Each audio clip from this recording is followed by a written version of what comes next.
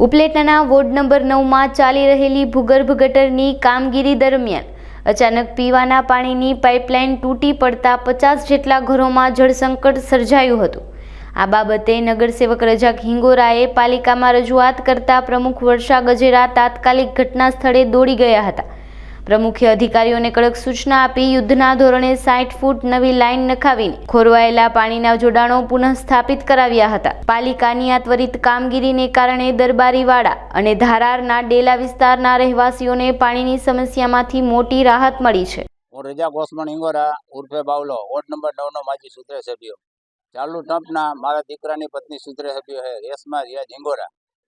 આ ભૂ ગટર વોર્ડ નંબર 9 ની માલિકો કામ ચાલુ થયું તો તેની માલિકો ત્યાં કામ ચાલુ હતું, ત્યાં નળના કનેક્શન તૂટી ગયા હતા, પાણી બહાર ઢોરાતું હતું। તો અમે પ્રમુખને રજૂઆત કરતા પ્રમુખે તાત્કાલિક ધોરણે એજન્સીને રજૂઆત કરીને તાત્કાલિક એનો ઉકેલ લઈ આવ્યા। કનેક્શન બધા હાંધા, નવી લાઈનો નાખી દીધી અને ઘરે ઘરે હાંધે પાણી પણ ચાલુ થઈ ગયા। વર્ષાબેન, પ્રમુખ નગરપાલિકા।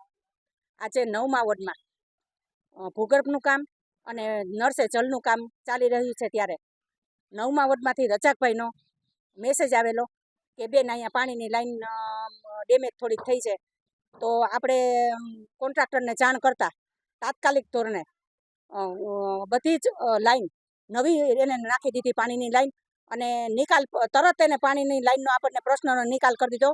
અને આ એરિયામાં કોલોની આવેલી છે તો ઝાઝા ઘર હતા તો પાણીનો પ્રશ્ન ઝાઝો થાય એમ હતો, પણ કોન્ટ્રાક્ટરે જાણ થતાં તરત જ તાત્કાલિક નવી લાઈન નાખી અને પાણી ચાલુ કરાવી દીધો છે આજની તારીખમાં।